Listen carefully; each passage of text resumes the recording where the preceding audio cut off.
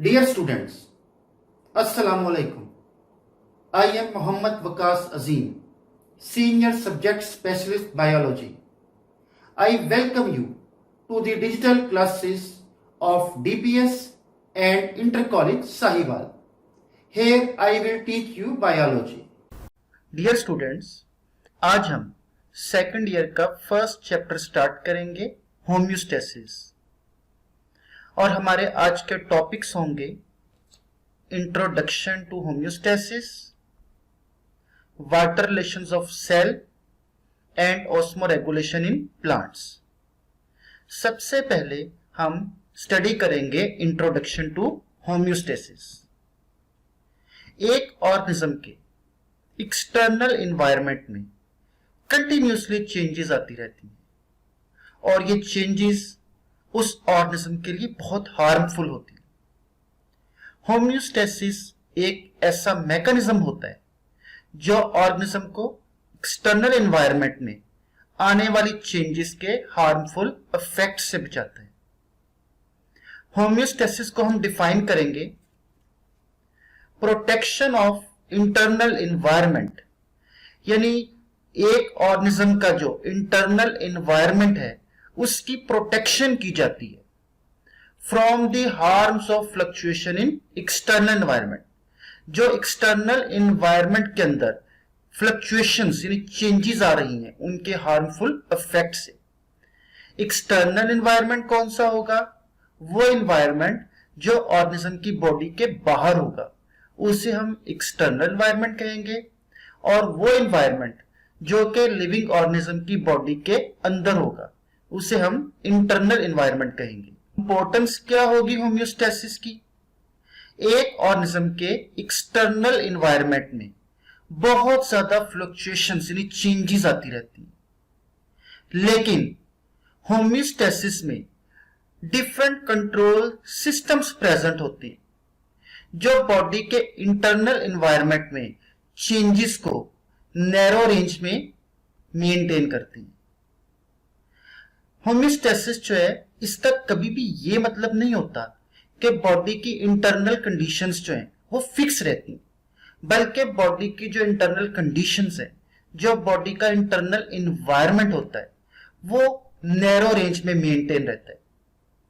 आपने स्टडी किया होगा कि ह्यूमन बॉडी का टेम्परेचर जो है वो 37 डिग्री सेंटीग्रेड होता है, लेकिन कभी भी ह्यूमन बॉडी का टेम्परेचर 37 डिग्री सेंटीग्रेड पे फिक्स नहीं होता, बल्कि ह्यूमन बॉडी का टेम्परेचर 36 से 38 डिग्री सेंटीग्रेड के दरमियान में वेरी करता है। क्योंकि किसी भी ऑर्गेनिज्म के लिए ये चीज बहुत डिफिकल्ट है कि वो अपने बॉडी का टेम्परेचर जो है वो फिक्स रखे, लेकिन बॉडी के लिए ये इजी है कि बॉडी के टेम्परेचर को एक नैरो रेंज में मेंटेन किया जाए, और वो नैरो रेंज ह्यूमंस में कितनी है? 36 से 38 डिग्री सेंटीग्रेड है। अगर हम 36 और 38 डिग्री सेंटीग्रेड का एवरेज निकालें तो वो 37 बनेगा, लेकिन ये चीज बॉडी के लिए ज्यादा इजी है कि बॉडी का जो टेम्परेचर है उसे वाइड रेंज में जो है ना मेंटेन किया जा सके। जैसे हम सपोज करते हैं कि अगर ह्यूमन बॉडी का टेम्परेचर 30 डिग्री सेंटीग्रेड से 40 डिग्री सेंटीग्रेड के दरमियान में फ्लक्चुएट करता, तो इस टेम्परेचर को मेंटेन करना तो इजी था, लेकिन वाइड रेंज में अगर टेम्परेचर में फ्लक्चुएशंस आती तो उससे हमारी बॉडी में जो डिफरेंट एंजाइम्स थे वो अफेक्ट होते। इसीलिए ये जरूरी है कि अगर बॉडी की इंटरनल कंडीशंस फिक्स नहीं रखी जा सकती तो बॉडी की इंटरनल कंडीशंस को नैरो रेंज में मेंटेन किया जा सके। होम्योस्टेसिस में हमने पढ़ा था कि डिफरेंट कंट्रोल सिस्टम्स प्रेजेंट होते, इनमें एक ऑस्मोरेगुलेशन है, ये कंट्रोल सिस्टम है। ऑस्मोरेगुलेशन में आपने पढ़ा है कि बॉडी के अंदर वाटर और सॉल्ट्स की कंसंट्रेशन जो है वो रेगुलेट की जाती है नैरो रेंज में। इसी तरह से थर्मोरेगुलेशन होता है। थर्मोरेगुलेशन में बॉडी का जो टेम्परेचर होता है वो नैरो रेंज में मेंटेन किया जाता है। और थर्ड कंट्रोल सिस्टम इज एक्सक्रीजन। एक्सक्रीजन में बॉडी से नाइट्रोजनस वेस्ट जो है वो एलिमिनेट किया जाता है, क्योंकि अगर बॉडी से नाइट्रोजनस वेस्ट एलिमिनेट नहीं किया जाएगा तो ये बॉडी के लिए बहुत ज्यादा हार्मफुल होगा। एवोल्यूशनरी हिस्ट्री को अगर हम स्टडी करें तो हर स्पीसीज के जो ऑर्गेनिजम्स थे उन्होंने एक स्पेसिफिक सेट जो था वो एक्वायर किया इंटरनल इन्वायरमेंट का, डिफरेंट लेवल्स ऑफ ऑर्गेनाइजेशन पे। डिफरेंट लेवल्स ऑफ ऑर्गेनाइजेशन क्या होंगे, मसलन ऑर्गेनल लेवल है, cell level, tissue level, organ level, organ system level etcetera. और ये जो स्पेसिफिक सेट था इंटरनल इन्वायरमेंट का जो हर स्पीशीज के ऑर्गेनिजम्स ने अटेन किया वो सुटेबल था उसके एक्सटर्नल इन्वायरमेंट के लिहाज से। जैसा हम एग्जांपल देते हैं कि वो ऑर्गेनिजम्स जो कि वाटर में रह रहे थे उन्होंने एक ऐसा सेट इंटरनल इन्वायरमेंट का एक्वायर कर लिया कि उनकी बॉडी के अंदर एक्सेस वाटर जो है वो अकोमुलेट ना हो सके, और जो एक्सेस वाटर है वो कंटिन्यूसली बॉडी से एक्सक्रीट होता रहे। इसी तरह से वो ऑर्गेनिजम्स जो कि लैंड पे रह रहे थे उन्होंने एक ऐसा इंटरनल सेट जो था एडेप्टेशंस का एक्वायर किया कि उनकी बॉडी में वाटर कंजर्व रहे, उनकी बॉडी से वाटर का ज्यादा लॉस ना हो सके। इसी तरह से वो ऑर्गेनिजम्स जो कि कोल्ड एनवायरनमेंट में रह रहे थे उन्होंने एक ऐसा सेट जो था इंटरनल एनवायरनमेंट का एक्वायर किया जिसकी वजह से उनकी बॉडी में मेटाबॉलिज्म में बहुत ज्यादा हीट प्रोड्यूस हो और एक्सेस हीट का उनकी बॉडी से लॉस ना हो। उन्होंने एक इफेक्टिव वार्मिंग मैकेनिज्म अपने अंदर डेवलप कर लिया। इसी तरह से हम एग्जांपल दे सकते हैं कि वो ऑर्गेनिजम्स जो कि ऐसी जगहों पर रह रहे थे जहां का टेम्परेचर बहुत ज्यादा था, उन ऑर्गेनिजम्स ने एक ऐसा सेट इंटरनल एनवायरनमेंट का एक्वायर कर लिया कि उनके अंदर कूलिंग बहुत ज्यादा प्रोड्यूस हो और एक्सेस हीट जो है बॉडी की वो बॉडी से एक्सक्रीट होती रहे। जो एक्सटर्नल एनवायरनमेंट होता है और उसके कंपोनेंट्स जो होते हैं वो कंटिन्यूसली फ्लक्चुएट करते हैं, और जो हमने पढ़ा कि एक्सटर्नल एनवायरनमेंट में फ्लक्चुएशंस आ रही हैं, जो चेंजेस आ रही हैं वो बहुत ज्यादा होती हैं। लेकिन ऑर्गेनिज्म जो होता है वो एनवायरनमेंट में जो चेंजेस आ रही होती है उन्हें रेजिस्ट करता है और अपनी बॉडी की जो इंटरनल फ्लक्चुएशंस होंगी उन्हें नैरो रेंज में रखेगा, क्योंकि अगर एक ऑर्गेनिज्म अपनी बॉडी की इंटरनल कंडीशंस को नैरो रेंज में मेंटेन नहीं करेगा तो उसकी लाइफ जो है वो पॉसिबल नहीं होगी। Next is homeostasis at cell level. जिस तरह से ऑर्गेनिज्म लेवल के ऊपर होम्योस्टेसिस होता है इसी तरह से सेल लेवल के ऊपर भी होम्योस्टेसिस होता है, और जो हमारा इंटरनल एनवायरनमेंट होता है वो दो तरह का होगा। एक इंट्रासेलर एनवायरनमेंट, इंट्रासेलर का मतलब है विद इन द सेल, यानी वो एनवायरनमेंट जो सेल्स के अंदर प्रेजेंट है, या हम यूं भी कह सकते हैं वो एनवायरनमेंट जो सेल मेम्ब्रेन के अंदर प्रेजेंट है उसे हम कहेंगे इंट्रासेलर एनवायरनमेंट। और इंटरनल एनवायरनमेंट की सेकंड टाइप होगी एक्स्ट्रासेलर एनवायरनमेंट। एक्स्ट्रासेलर एनवायरनमेंट वो एनवायरनमेंट होगा जो सेल्स के बाहर प्रेजेंट होगा। इसमें एक तो वेस्कुलर फ्लूइड यानी ब्लड आ जाएगा जो सेल के बाहर होगा लेकिन ब्लड वेसल्स के अंदर प्रेजेंट होगा, और सेकंड आ जाएगा इंटरस्टिशियल फ्लूइड जिसे हम टिश्यू फ्लूइड भी कहते हैं। ये इंटरस्टिशियल फ्लूइड जो है ये सेल्स को सराउंड कर रहा होगा। ये दोनों वेस्कुलर और इंटरस्टिशियल फ्लूइड जो हैं ये एक्स्ट्रा सेलर एनवायरनमेंट में आ जाते हैं। और सेल लेवल के ऊपर भी होम्योस्टेसिस होता है जिस तरह से ऑर्गेनिज्म लेवल के ऊपर होम्योस्टेसिस होगा। इस डायग्राम में आप स्टडी करेंगे कि ये एक आउटलाइन है। ये आउटलाइन जो है इसके बाहर का जो एनवायरनमेंट है वो एक्सटर्नल एनवायरनमेंट होगा, और ये जो लाइन है इसके अंदर ऑर्गेनिज्म का इंटरनल एनवायरनमेंट प्रेजेंट है, और जो एक्सटर्नल एनवायरनमेंट है उसके अंदर जो फ्लक्चुएशंस होती हैं, जो चेंजेस होती हैं वो वाइड रेंज में होती हैं। लेकिन जो ऑर्गेनिज्म का इंटरनल एनवायरनमेंट होता है उसमें जो फ्लक्चुएशंस होती हैं वो नैरो रेंज में होती हैं, क्योंकि एक ऑर्गेनिज्म जो है उसमें डिफरेंट कंट्रोल सिस्टम्स प्रेजेंट होते हैं, जैसे थर्मोरेगुलेशन हमने पढ़ा, हम ऑस्मो रेगुलेशन पढ़ा, इसके अलावा हमने एक्सक्रीजन पढ़ा। तो ये जो कंट्रोल सिस्टम्स होते हैं इनकी वजह से एक ऑर्गेनिज्म की जो इंटरनल एनवायरनमेंट में फ्लक्चुएशंस होती हैं वो नैरो रेंज में रहती हैं।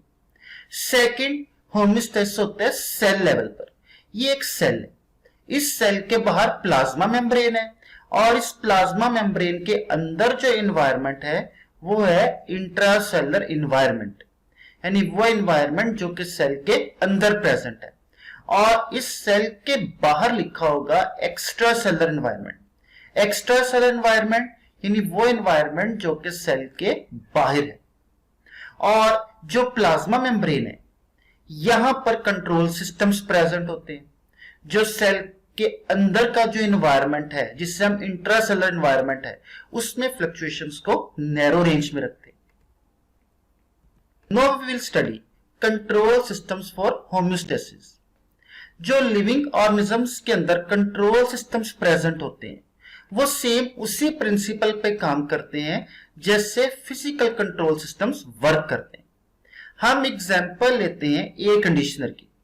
एयर कंडीशनर के अंदर एक सेंसर होता है और वो सेंसर कौन सा होता है? थर्मोमीटर। थर्मोमीटर जो है वो रूम के टेम्परेचर को डिटेक्ट करता है। सेकंड होता है कंट्रोल सेंटर। कंट्रोल सेंटर के अंदर आ जाएगा थर्मोस्टेट। जो थर्मोस्टेट होता है इसका टेम्परेचर हम फिक्स करते हैं। जैसे हम सपोज करते हैं कि हम थर्मोस्टेट का जो टेम्परेचर है वो 20 डिग्री सेंटीग्रेड के ऊपर सेट कर देते हैं। और थर्ड होगा अफेक्टर। अफेक्टर होगा कूलिंग यूनिट। अब हमने थर्मोस्टेट का टेम्परेचर फिक्स कर दिया 20 डिग्री सेंटीग्रेड के ऊपर। अगर रूम का टेम्परेचर 20 डिग्री सेंटीग्रेड से ज्यादा हो जाए तो थर्मोमीटर इस टेम्परेचर को डिटेक्ट करेगा। फिर ये मैसेज जाएगा थर्मोस्टेट के पास और थर्मोस्टेट जो है वो कूलिंग यूनिट को स्टार्ट कर देगा। लेकिन जब रूम का टेम्परेचर 20 डिग्री सेंटीग्रेड से कम हो जाएगा तो इसे भी थर्मोमीटर डिटेक्ट करेगा। फिर ये थर्मोमीटर मैसेज भेजेगा थर्मोस्टेट के पास और थर्मोस्टेट जो है वो कूलिंग यूनिट को ऑफ कर देता है। सेम जो ह्यूमंस में थर्मो रेगुलेशन होता है उसके भी 3 पार्ट्स होते हैं। एक होगा सेंसर यानी सेंसरी ऑर्गन्स। सेंसर्स क्या होते हैं? न्यूरॉन्स एंडिंग्स होंगी स्किन में जो कोल्ड को या वार्म को डिटेक्ट करेंगी। सेकंड होगा कंट्रोल सेंटर। कंट्रोल सेंटर में आ जाएगा hypothalamus. Hypothalamus is the part of forebrain और हमारे हाइपोथैलेमस का टेम्परेचर जो है वो 37 डिग्री सेंटीग्रेड के ऊपर फिक्स होता है। और थर्ड होते हैं अफेक्टर। अफेक्टर में आ जाएंगे मसल्स और ग्लैंड्स। अब अगर एनवायरनमेंट का टेम्परेचर जो है वो 37 डिग्री सेंटीग्रेड से कम हो जाता है तो इसे नर्व एंडिंग्स जो है स्किन में जो कोल्ड के लिए है वो डिटेक्ट करेंगी। फिर ये मैसेज जो है हाइपोथैलेमस में जाएगा और हाइपोथैलेमस जो है वो वार्मिंग मैकेनिज्म स्टार्ट कर देगा। कैसे वार्मिंग मैकेनिज्म स्टार्ट करेगा? जो हमारे मसल्स हैं उनमें शिवरिंग हो जाएगी। शिवरिंग की वजह से बॉडी का टेम्परेचर रेज होना शुरू हो जाएगा और ग्लैंड्स ये भी एक्टिवेट हो जाएंगे। कौन सा ग्लैंड एक्टिवेट हो जाएगा? Thyroid gland. Thyroid gland metabolism को इंक्रीज कर देगा और जैसे ही बॉडी का टेम्परेचर 37 डिग्री सेंटीग्रेड के ऊपर आएगा वार्मिंग मैकेनिज्म खुद ब खुद रुक जाएगा। इसी तरह से अगर एनवायरनमेंट का टेम्परेचर 37 डिग्री सेंटीग्रेड से ज्यादा हो जाता है तो वार्मथ के लिए जो नर्व एंडिंग्स है स्किन में वो इस हाई टेम्परेचर के मैसेज को डिटेक्ट करेंगी। फिर ये मैसेज जाएगा हाइपोथैलेमस में और हाइपोथैलेमस जो है वो कूलिंग मैकेनिज्म स्टार्ट कर देगा। कूलिंग मैकेनिज्म में स्वेट ग्लैंड्स एक्टिवेट हो जाएंगे और स्वेट ग्लैंड्स जो हैं वो कूलिंग इफेक्ट प्रोड्यूस करेंगे और जैसे ही बॉडी का टेम्परेचर नॉर्मल पे आएगा 37 डिग्री सेंटीग्रेड पे, कूलिंग मैकेनिज्म खुद ब खुद स्टॉप भी हो जाएगा। तो जो हमने थर्मोरेगुलेशन को स्टडी किया, थर्मोरेगुलेशन वर्क करता है नेगेटिव फीडबैक मैकेनिज्म पे। नेगेटिव फीडबैक मैकेनिज्म क्या होता है कि एक प्रोसेस का आउटपुट उसी प्रोसेस को इनहिबिट भी करता है। जैसे हमारी बॉडी का जो टेम्परेचर है वो जब 37 डिग्री सेंटीग्रेड से ज्यादा हुआ तो कूलिंग मैकेनिज्म स्टार्ट हो गया, और जैसे ही बॉडी का टेम्परेचर नॉर्मल पे आएगा कूलिंग मैकेनिज्म खुद ब खुद इनहिबिट हो जाएगा। इसी तरह से अगर हमारी बॉडी का टेम्परेचर नॉर्मल से कम हो जाता है तो वार्मिंग मैकेनिज्म शुरू हो जाता है, और बॉडी का टेम्परेचर रेज होता हुआ नॉर्मल पे आ जाता है। लेकिन जैसे ही बॉडी का टेम्परेचर नॉर्मल के ऊपर आएगा वार्मिंग मैकेनिज्म जो है वो खुद ब खुद इनहिबिट हो जाएगा। Now we will study osmoregulation. Osmoregulation क्या होता है? Regulation of water and solutes in the body within narrow range is called osmoregulation. सबसे पहले हम स्टडी करेंगे वाटर रिलेशंस ऑफ सेल। हमारे सेल्स में जो सॉल्वेंट है वो वाटर है, और उस वाटर के अंदर डिफरेंट सल्यूट्स जो होते हैं वो डिसॉल्व होते हैं, और इन सल्यूट्स के लिहाज से हमारे सेल के अंदर वाटर की जो कंसंट्रेशन है वो नैरो रेंज में मेंटेन की जाती है।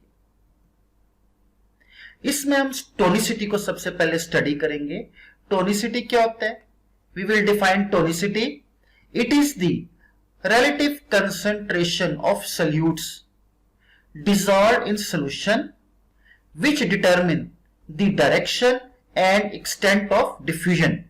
यानी हमारे पास 2 सॉल्यूशंस हैं, उन सॉल्यूशंस में हम सॉल्यूट्स की रिलेटिव कंसंट्रेशन जो है वो मेजर करेंगे, और मेजर करेंगे कि ऑस्मोसिस जो है या डिफ्यूजन जो है उसकी डायरेक्शन क्या है। इसके लिए हम 2 सेल्स लेंगे। हम कहते हैं कि एक सेल ए है और दूसरा सेल बी है। इन दोनों के दरमियान में एक सिलेक्टिवली परमिएबल मेम्ब्रेन लगी हुई, और जो सेल है सेल ए, इसमें हाइपरटोनिक सॉल्यूशन है। हाइपर यानी ज्यादा, हाइपरटोनिक सॉल्यूशन वो होगा जिसमें सॉल्यूट्स की कंसंट्रेशन ज्यादा होगी, और जब सॉल्यूट्स की कंसंट्रेशन ज्यादा होगी तो ऑटोमेटिकली ऑस्मोटिक प्रेशर जब वो भी हाई होगा और वाटर पोटेंशियल लो होगा। आपने स्टडी किया हुआ है कि प्योर वाटर का जो वाटर पोटेंशियल है वो 0 होता है, लेकिन अगर हम प्योर वाटर में सॉल्यूट्स ऐड करें तो जो वाटर पोटेंशियल में चेंज आएगी उसे हम ऑस्मोटिक प्रेशर कहेंगे। तो जैसे जैसे सॉल्यूट्स की कंसंट्रेशन ज्यादा होती जाएगी ऑस्मोटिक प्रेशर हाई होता जाएगा और वाटर पोटेंशियल लो होता जाएगा, और वो सॉल्यूशन जिसमें सॉल्यूट्स की कंसंट्रेशन ज्यादा होती है उसे हम कंसंट्रेटेड सॉल्यूशन भी कहते हैं। और जो सेकंड सेल है उसमें हाइपोटोनिक सॉल्यूशन है। हाइपो का मतलब लेस, यानी वो सॉल्यूशन जिसमें सॉल्यूट्स की कंसंट्रेशन कम है। जब सॉल्यूट्स की कंसंट्रेशन कम होगी तो ऑस्मोटिक प्रेशर लो होगा लेकिन वाटर पोटेंशियल हाई होगा, और वो सॉल्यूशन जिसमें सॉल्यूट्स की कंसंट्रेशन कम हो उसे हम डाइल्यूट सॉल्यूशन भी कहते हैं। और ऑस्मोसिस में हमने स्टडी किया है कि वाटर जो है हमेशा मूव करता है from high water potential to low water potential, और पास करता है एक सिलेक्टिवली परमिएबल मेम्ब्रेन से। हम ये भी कह सकते हैं कि ऑस्मोसिस में वाटर मूव करता है लो ऑस्मोटिक प्रेशर से हाई ऑस्मोटिक प्रेशर पे, और पास करेगा एक सिलेक्टिवली परमिएबल मेम्ब्रेन से। हम ऐसे भी बता सकते हैं, डेफिनेशन कर सकते हैं ऑस्मोसिस की, कि जो वाटर है वो मूव करेगा लेसर सॉल्यूट कंसंट्रेशन से हाई सॉल्यूट कंसंट्रेशन पे। यानी हमारा कहने का मतलब है कि वाटर हमेशा मूव करेगा हाइपोटोनिक से हाइपरटोनिक एनवायरनमेंट में, यानी वाटर मूव कर रहा है from high water potential to low water potential, और पास करता है एक सिलेक्टिवली परमिएबल मेम्ब्रेन से। तो स्टूडेंट्स आपने हमेशा याद रखना है कि वाटर ऑस्मोसिस से मूव करेगा हाइपोटोनिक सॉल्यूशन से हाइपरटोनिक सॉल्यूशन में, तो यहाँ पे हमने 2 सेल्स लिए और उन सेल्स के अंदर सॉल्यूट्स की रिलेटिव कंसंट्रेशन को मेजर किया और हमने स्टडी किया कि वाटर जो है वो हाइपोटोनिक से मूव करेगा हाइपरटोनिक सॉल्यूशन में। तो ये हम सब स्टडी करते हैं टोनिसिटी में। Balance of water and solutes in the body. 3 तरह का एनवायरनमेंट होता है सेल के बाहर। First is hypotonic environment. एक सेल जो है अगर उसके अंदर जो सॉल्यूशन है वो कंसंट्रेटेड है, लेकिन जो सेल के बाहर सॉल्यूशन है वो डाइल्यूट सॉल्यूशन है। जो सेल के बाहर डाइल्यूट सॉल्यूशन है क्योंकि उसके अंदर सॉल्यूट्स की कंसंट्रेशन कम है, इसलिए जो सेल के बाहर का एनवायरनमेंट होगा वो होगा हाइपोटोनिक एनवायरनमेंट। तो हाइपोटोनिक एनवायरनमेंट को हम डिफाइन करेंगे, it may be of dilute solution compare to the cell concentration. यानी जो सेल के अंदर सॉल्यूट्स की कंसंट्रेशन है वो ज्यादा है, जो सेल के अंदर सॉल्यूशन है वो कंसंट्रेटेड है, लेकिन जो सेल के बाहर सॉल्यूशन है वो हाइपोटोनिक है क्योंकि उसके अंदर सॉल्यूट्स की जो कंसंट्रेशन है वो कम है। तो बाहर का जो एनवायरनमेंट है वो हाइपोटोनिक है। Second, hypertonic environment. जो सेल के अंदर सॉल्यूशन है वो डाइल्यूट सॉल्यूशन होगा, लेकिन जो सेल के बाहर सॉल्यूशन है वो हाइपरटोनिक सॉल्यूशन है क्योंकि उसके अंदर सॉल्यूट्स की कंसंट्रेशन ज्यादा है। जो सेल के बाहर सॉल्यूशन है वो कंसंट्रेटेड सॉल्यूशन है। तो ऐसा एनवायरनमेंट जिसमें कंसंट्रेटेड सॉल्यूशन होगा उसे हम कहेंगे हाइपरटोनिक एनवायरनमेंट।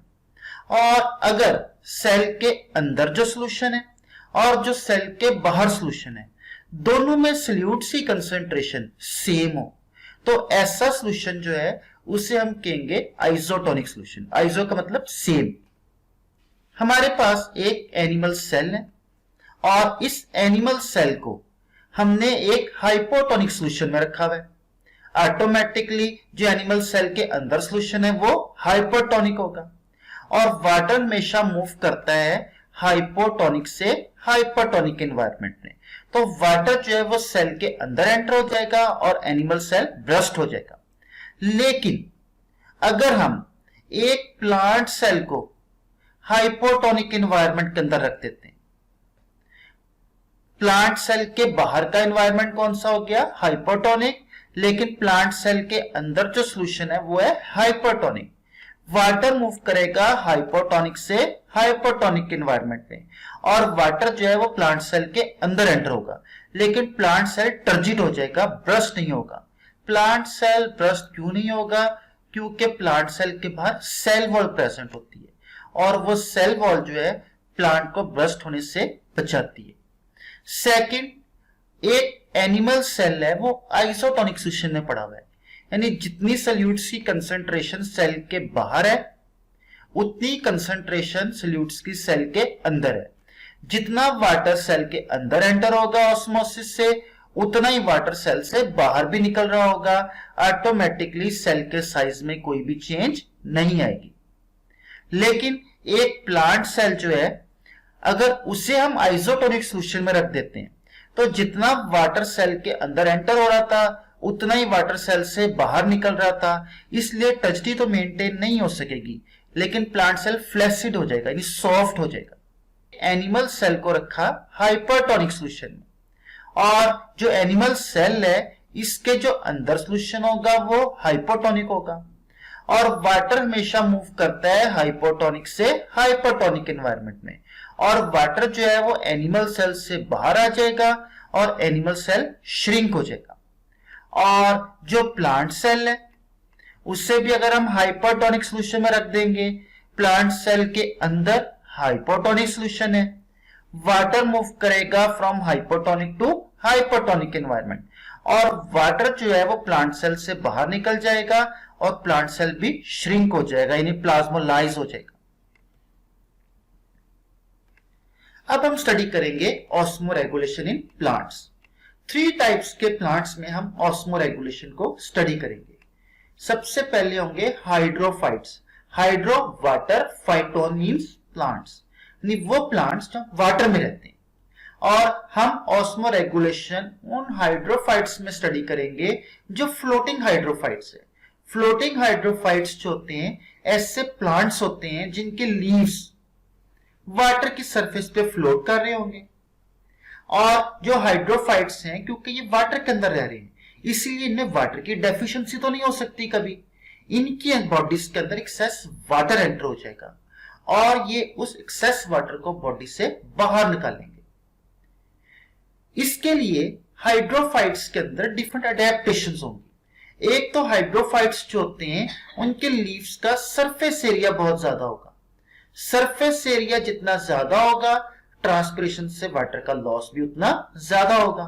सेकंड, जो हाइड्रोफाइट्स होते हैं उनके जो लीव्स हैं उनकी अपर सरफेस के ऊपर स्टोमेटा होते हैं, जिसकी वजह से इन प्लांट्स के लीव से ट्रांसपिरेशन से वाटर का लॉस ज्यादा होगा। और थर्ड, जो हाइड्रोफाइट्स हैं इनके जो लीव्स हैं उन पे क्यूटिकल बहुत थिन होती है, जिसकी वजह से ट्रांसपिरेशन इंक्रीज हो जाता है और एक्सेस वाटर का लॉस हो जाता है प्लांट से। सेकंड होंगे मीजोफाइट्स। मीजोफाइट्स ऐसे प्लांट्स होते हैं जो मॉडरेट वाटर सप्लाई में रहते हैं। अगर मीजोफाइट्स को ज्यादा वाटर अवेलेबल है तो वो ज्यादा वाटर को अब्सॉर्ब करेंगे। जब मीजोफाइट ज्यादा वाटर को अब्सॉर्ब करेंगे तो ज्यादा स्टोमेटा ओपन होंगे और एक्सेस वाटर जो है ट्रांसपिरेशन के जरिए बाहर निकल जाएगा। लेकिन अगर वाटर की सप्लाई रिस्ट्रिक्टेड होगी तो स्टोमेटा क्लोज हो जाएंगे और एक्सेस वाटर जो है वो कंजर्व रहेगा प्लांट बॉडी के अंदर, उसका ज्यादा लॉस नहीं होगा। मीजोफाइट्स की एग्जांपल्स हैं ब्रासिका, रोज, मैंगो एटसेट्रा। और थर्ड होते हैं जीरोफाइट्स। जीरोफाइट्स जो होते हैं ये ऐसे एरियाज में रहते हैं जहां पे वाटर की डेफिशिएंसी होती है, और हम जिन जीरोफाइट्स को स्टडी करेंगे वो ऐसे एरियाज में प्रेजेंट हैं जहां का टेम्परेचर बहुत हाई हो, जैसे डेजर्ट्स। अब जीरोफाइट्स जो होते हैं इनमें डिफरेंट अडेप्टेशंस होती हैं। एक तो इनके लीव्स बहुत स्मॉल और थिक होते हैं, जिसकी वजह से ट्रांसपिरेशन से वाटर का लॉस जो है वो कम होता है। लीव्स जो है जब उनका साइज जो है वो स्मॉल होगा तो ऑटोमेटिकली उनका सरफेस एरिया तो कम होगा और वॉल्यूम ज्यादा हो जाएगा। सेकंड, जो जीरोफाइट्स होते हैं उनकी जो लीव्स की अपर एपिडर्मिस है वहां पे जो क्यूटिकल होती है वो बहुत थिक और लेदरी होती है। क्यूटिकल जितनी थिक होगी ट्रांसपिरेशन से वाटर का लॉस भी उतना कम होगा।